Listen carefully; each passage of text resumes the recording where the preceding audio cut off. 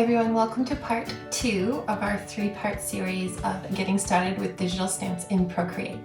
So in part 2, we are going to look at layers, color palettes, and working with shadows and highlights. So still keeping it pretty basic. If you followed along in part 1, you would have taken the Little Pumpkin digital stamp and done the base coloring. So pretty simple, setting up your file and just getting the first layer of coloring done. So in this video, we're going to do some highlighting, some shadows, and adding a little bit more texture and fun and whimsy to the illustration. So let me know as you're following along if there's some questions that come up or some things you'd like to know. But in the meantime, let's get started with part 2. So we've got our 2 layers. We've got our color layer and we've got our stamp layer above it. So what we're going to do now is work on the highlights and the shading. So what I'm going to do, it's not absolutely necessary, but I like to do this in case you make a mistake, you can erase. So if you wanted to go ahead and highlight right on this color layer with dark and light, and then you erase, for example, I'll show you. If we go for our dry ink again and pick a color for the shadows, I'm going to go for a dark green here. And I'm going to go for a bigger brush. And again, this is where we can go way down in our opacity for shading. If I were to start shading like this on my same layer that I have my color layer, because right now we're right here, and I mistakenly sort of go off or make a mistake that way, and I'm like, oh, I don't like that, and I want to erase it, you can undo, but if you erase it, you're erasing your whole layer. You're erasing the base layer underneath the color that you've already done. So I prefer, so what I do, again, you can double tap the screen with 2 fingers to keep going back. So go back those 3 steps. I prefer to create a new layer so that when I do my shading and I make a mistake, I can just erase the shading layer. So again, you could go back, double click, go back a couple steps, but it just keeps things clean. If you notice the mistake later, you don't have to worry about undoing a whole bunch of steps. So this will be, I will rename this to highlights. So I'll just get my thing up here and write highlights. Now I don't necessarily do this every time, but while I'm doing a tutorial video, I will do that so you guys can keep track. But you'll know the layer above your color layer are the highlights. So then I'll make another layer and call it shadows. And so we'll just type in shadows. And then we've got our 2 extra layers to play with. So a lot of the times I like to start with highlights first. So for highlights, I tend to just go straight up for a pure white color and start with the same brush. Now you can play around with things, of course. There's so many brushes in here. And there's so many different styles and textures you can get. So you can go through and look for some rougher textures. You can go through and all kinds of things to do. So I think I've gotten to my little groove here by using the same brush, but doesn't mean by any means that you can't try different styles, different things. I actually downloaded this set the other day off Creative Market. It was these crayon brushes that I thought were pretty neat that still sort of have that gritty style that I like. Let me just try this one out. See, it's a bit more like a crayon. I don't mind it.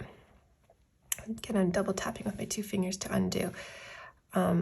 If I do that, I can also do this little arrow here that goes back and does the same thing.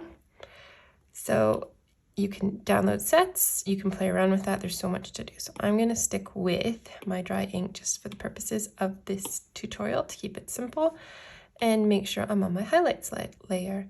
So what I like to do is go ahead and choose my brush size, which will be similar to what I had before. That seems pretty good.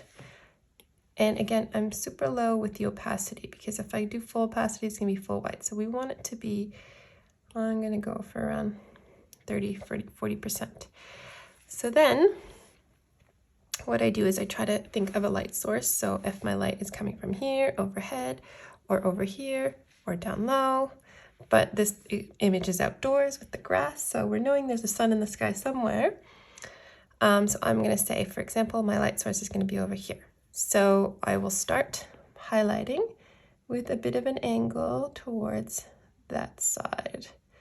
So one thing that when you're doing this method is that you kind of have to keep your pencil down the whole time, because as soon as you take your pencil up and go back down, it's going to do another layer of color because you're on a low opacity. So once you put your brush down, you got to keep it moving until you're done that section. So that's a little bit of highlighting there, and I'll do some highlighting on the leaf here and some highlighting on the stem. So as you go along too, if you think with some of the times the darker colors could use a bit less opacity, but I'm fine with that for now. Oh, and I think it just went to the eraser. Sometimes you can just end up touching things, so I'll go back to the pen there and start doing his little face. And I'm very conscious of the fact of where the light is, and also there's a little ledge of the pumpkin here that I might want to add a shadow so the light wouldn't be getting to so much. So we're just sort of building up this light to where the light would be touching. So on his hand and arm.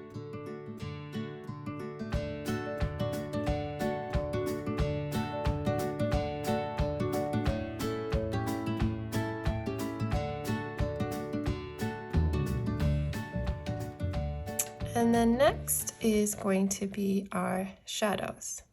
So I'll click on our shadows layer.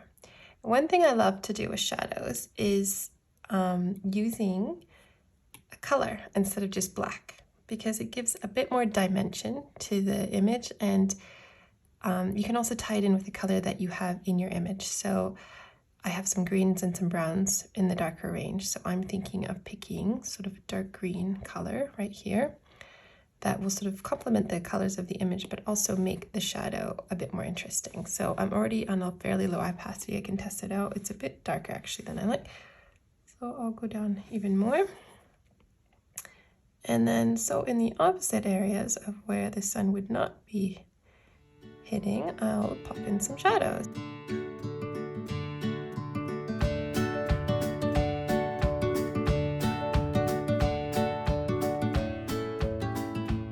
And if you're happy with that, sometimes I also like to go ahead and add some yellow, some warmth from the sun if it's an outdoor picture. So I can go back to my highlights area and add a bit of yellow.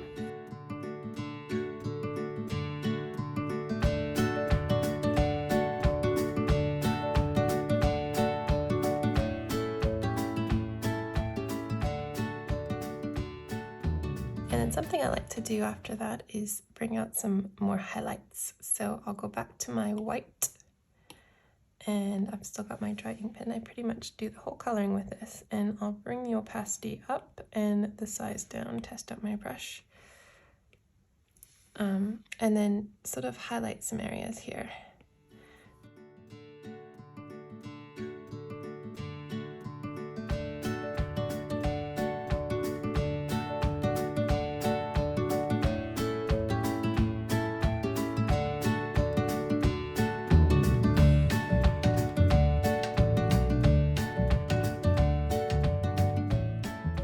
I like to bring it up to full opacity and just do some swirlies and some little accents that help sort of fill in the image and bring some whimsy. So again, my technique that I taught you before is you just hold down, grab a color, and add some bits and pieces.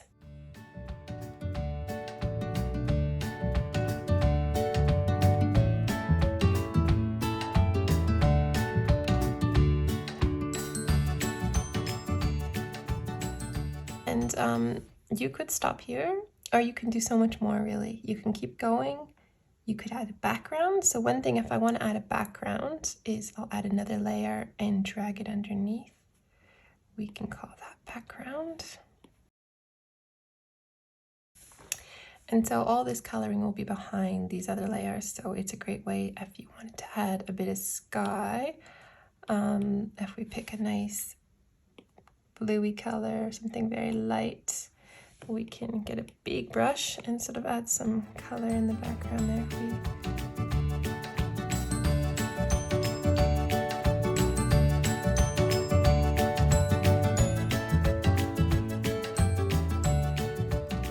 One thing I also want to talk about are the colors in the palettes. So we've got a whole disc to pick from colors, so you can go all the way through the rainbow and then all the way through the saturation, lightness, darkness of that particular color. And then you have this other tool you can use where you can be on a certain color and have a close-up of all the different shades within it. We also have this, which is a darker version, and the values. So if you want to type in something right from a hex tag value, you can do that. And then we have our palette section. So my palette section is pretty full, but yours could be empty or just have these standard ones here.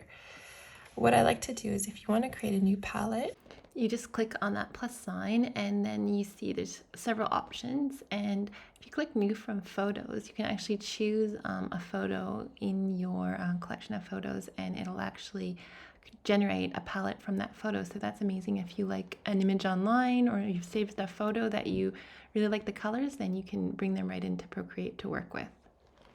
And you can also just create a palette on your own. So you can just create an empty palette and then go back into the other sections and choose your own colors. So you can play around with it and just choose whatever color that you are hoping to work with, and then click back into your empty palette and just literally tap the square and it'll save it in your palette. So then you can just make a collection of colors. You can choose another tone, another color to add in, and sort of build up sort of a palette for that project. And there you go, you have your own palette.